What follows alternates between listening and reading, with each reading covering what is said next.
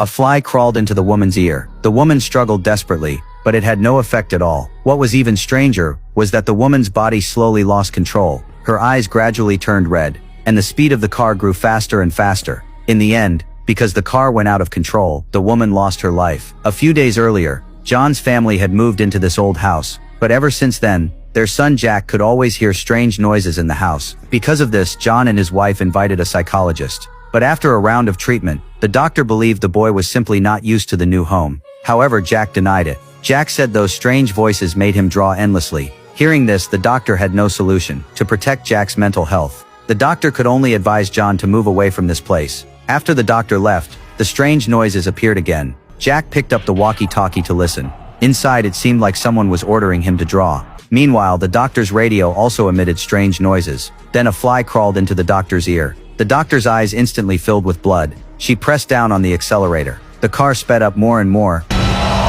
Meanwhile, Jack also finished his drawing, and it depicted the doctor's death scene. However, the strange events did not end there. That night, Jack was woken up again by the noise. He picked up the walkie-talkie to carefully listen to the voices inside. Suddenly, the toys on the floor began to move. Jack carefully walked over and picked up the toy, but as soon as he touched it, the toy shut off by itself. Just as Jack was puzzled, he suddenly noticed a pair of feet in front of him. Jack carefully looked, and saw someone standing behind the curtain. Jack realized this was the owner of the voice. Terrified, Jack crawled under his blanket, but the figure did not let him go. The voice in the walkie-talkie grew louder and louder. Jack finally couldn't bear it. He sat on the bed and began drawing as the voice instructed, and the figure kept watching him from behind the curtain. Meanwhile, a fly flew into John's bedroom. Right after, his wife was awakened by the iron gate outside. She signaled John to close the gate, but as soon as John went downstairs, he sensed something unusual. The tightly shut front door had eerily opened. Fearing someone had broken in, John quickly grabbed his shotgun and carefully searched the surroundings. But just as John stepped outside the door, he found Jack's clothes by the pool. John instantly realized the danger. He shouted Jack's name loudly,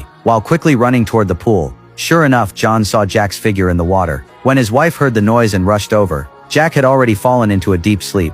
However, in his grief, John did not notice that a woman was staring at them. After Jack's funeral ended, his wife was deeply sorrowful. She decided to leave the eerie house. However, while packing her luggage, she suddenly found a dried drop of jam on John's pillow. Although very puzzled, she did not think much of it. She took her luggage and left the sorrowful place. That night, John, having lost his son, was overwhelmed with grief. He kept playing videos of Jack while he was alive, trying to ease his longing for Jack. After watching the video, John turned off the television, but a strange sound came from behind him. However, when John turned around to check, he found nothing behind him. Just as John was puzzled, the television suddenly turned on. John was terrified. He rushed over to turn off the television, but then another sound came